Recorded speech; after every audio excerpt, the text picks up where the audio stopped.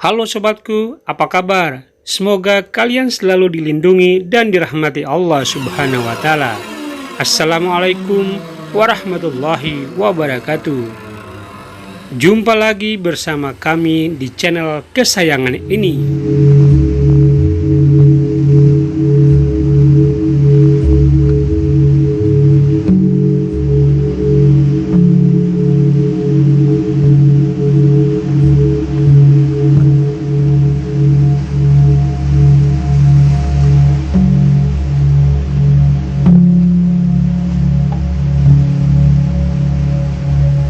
Bahaya yang mengancam di balik sentuhan. Para pendukung ikhtilat dengan nada menghina, bertanya, memangnya kenapa, kalau perempuan berjabat tangan dengan laki-laki?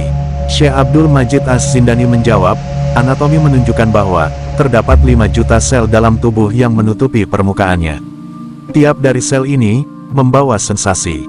Jika tubuh laki-laki menyentuh tubuh perempuan, terjadi sebuah kontak yang memunculkan keinginan seksual. Dalam hadits yang diriwayatkan oleh Imam Malik, Ahmad, dan lainnya, bahwa Rasulullah bersabda, sesungguhnya aku tidak berjabat tangan dengan wanita. Ucapkanlah untuk 100 wanita itu sebagaimana ucapanku untuk 1 wanita. As-Zindani berkata lebih lanjut, anatomi juga menyebutkan kekuatan penciuman. Indera penciuman telah dibentuk sedemikian rupa, sehingga dia terhubung dengan saraf-saraf seksual.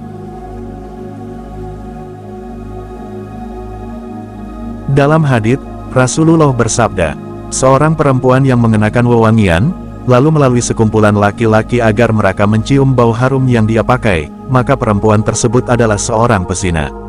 Hadits riwayat Ahmad dan An-Nasai. Pendengaran juga terhubung dengan sistem seksual. Jika seorang laki-laki atau perempuan mendengar suara tertentu, seperti percakapan romantis atau suara lembut seorang perempuan, suara itu diterjemahkan dan dipindahkan ke sistem rangsangan. Semua pernyataan di atas adalah perkataan para ahli anatomi sebagai hasil dari penelitian yang mereka lakukan. Maha suci Allah, yang maha bijaksana, yang melindungi orang-orang yang beriman dengan mereka dari hal-hal yang memberi jalan setan untuk menjerumuskan mereka. Allah Subhanahu wa Ta'ala berfirman, menyampaikan kepada para istri Rasul, dan kepada seluruh muslimah.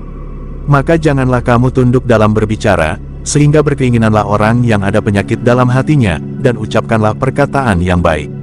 Quran Surah Al-Ahzab ayat 32. Penglihatan juga menstimulasi sistem rangsangan. Semakin banyak seseorang melihat, semakin terikat hatinya kepada objek yang dilihatnya.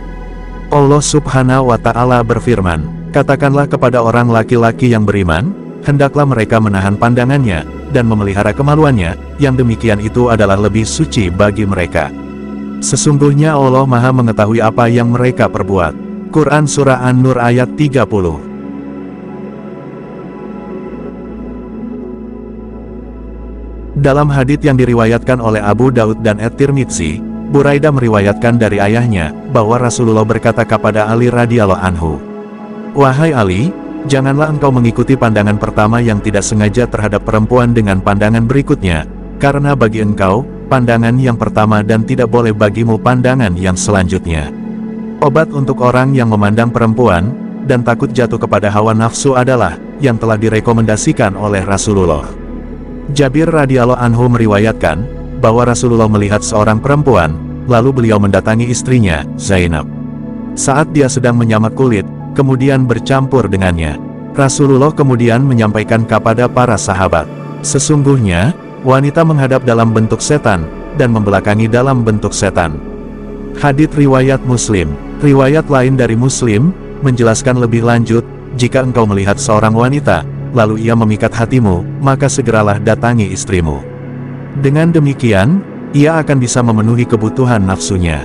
Dalam ulasannya mengenai hadits ini, Imam An-Nawawi berkata bahwa pernyataan, wanita menghadap dalam bentuk setan, dan membelakangi dalam bentuk setan, adalah kiasan untuk hawa nafsu, dan keinginan yang disebabkan oleh penampilan wanita dalam pikiran laki-laki, kecenderungan laki-laki terhadap wanita, dan kesenangan yang mereka dapatkan dalam memandangi mereka.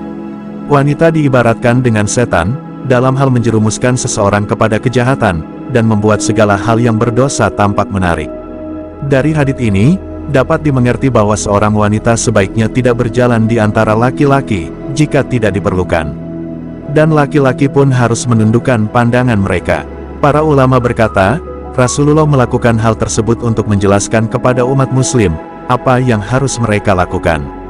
Beliau mengajarkan mereka melalui tindakan dan sabdanya. Dapat dimengerti juga, bahwa tidak ada yang salah pada laki-laki yang mengajak istrinya bercampur di siang hari, meskipun istrinya sedang melakukan suatu hal yang dapat ditinggalkan.